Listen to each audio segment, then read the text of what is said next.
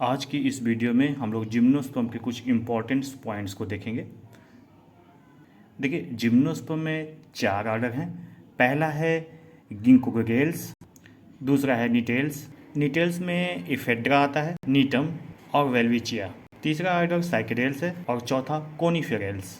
देखिए, जो आर्डर गिंकोगेल्स है उसमें मात्र एक मेंबर है गिंगो बाइलोबा।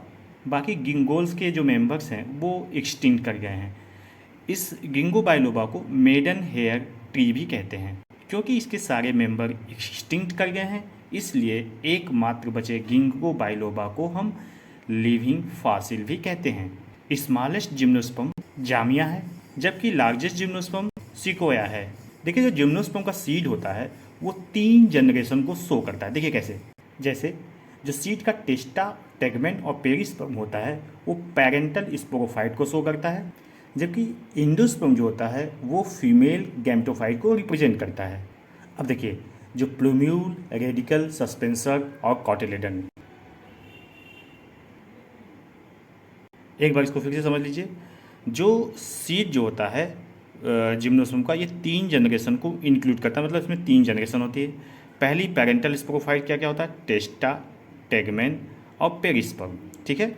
फीमेल गैमेटोफाइट में क्या होता है, इंडोस्पर्म होता है। ठीक है। और जो फ्यूचर का स्पोरोफाइट, जो मतलब भविष्य का पौधा है, उसमें उसको रिप्रेजेंट करता है प्लूम्यूल, रेडिकल, सस्पेंसर और कॉटिलेडन्स। अब देखिए, जिम्नोस्पर्म की एक खास बात ये होती है कि इसमें भी पॉली एम्ब्रियोनी पाया जाता है। मतलब एक एम्ब्रियो में, यानी एक सिंगल सीड में एक से अधिक एम्ब्रियो पाए जाते हैं। सिंगल सीड में एक से अधिक एम्ब्रियो का पाया जाना पॉली एम्ब्रियोनी कहा जाता है।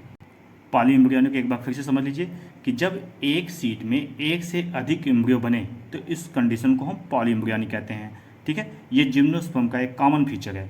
पॉली एम्ब्रियोनी को सबसे पहले ल्यूवेनहॉक ने रिपोर्ट किया था। किसमें?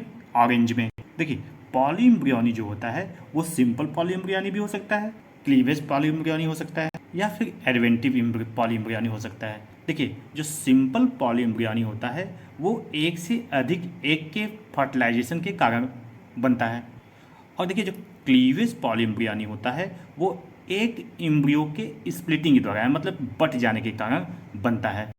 और जो एडवेंटिव पॉली एम्ब्रियोनी होता है वो एक्स्ट्रा एम्ब्रियो के फॉर्मेशन के द्वारा होता है। वो भी डायरेक्टली किसके द्वारा? डिप्लॉयड सेल के द्वारा। जैसे रोजेट सेल जो है वो डायरेक्टली डेवलप करके एम्ब्रियो बना ले। अब देखिए, simple poly embryony generally Pinus में पाया जाता है, क्योंकि उसमें एक ही ओव्यूल में 2 से 8 आर्चिगोनिया पाई जाती है और हर आर्चिगोनिया में एग होता है और प्रत्येक आर्चिगोनिया का एग फर्टिलाइज करके एम्ब्रियो बना लेता है। देखिए, जो क्लीवेज पॉली एम्ब्रियोनी होता है वास्तव में देखा जाए तो यही ट्रू पॉली एम्ब्रियोनी होता है। देखिए, जो आर्डर निटेल्स होता है इसके जो इंपॉर्टेंट मेंबर है वो है नीटम, इफेड्रा, वेल्विचिया। ये काफ़ी कुछ एंजियोस्पर्म मतलब फ्लावरिंग प्लांट से मिलते हैं, क्योंकि जो इसका स्पोरोफिल होता है एकदम फ्लावर की तरह अरेंज होता है। इसके जाइलम में प्रिमिटिव वेसल्स पाए जाते हैं, जबकि बाकी के जिम्नोस्पर्म्स में वेसल्स नहीं पाया जाता। यानी कि जिम्नोस्पर्म का जो वुड होता है वो नॉन पोरस होता है। अब जो नीटम्स होते हैं, निटेल्स जो होते हैं, इनके वुड में प्रिमिटिव टाइप के वेसल्स पाए जाने की वजह से इनके वुड को हेट्रोजाइलस कहते हैं। देखिए, जिम्नोस्पर्म में साइकस, जिंको और मेटासिकोया को लिविंग फॉसिल कहते हैं, क्योंकि ये फॉसिल्स के फॉर्म में भी पाए जाते हैं और लिविंग फॉर्म में भी पाए जाते हैं। जिंको बाइलोबा को हम साइकेड्स और कोनिफर्स का लिंक कह सकते हैं। इसे पेगोडा ट्री भी कहते हैं और मेडन हेयर ट्री भी कहते हैं। अगर सबसे बड़े ओव्यूल्स की बात की जाए तो साइकस रिवोल्यूटा में पाया जाता है।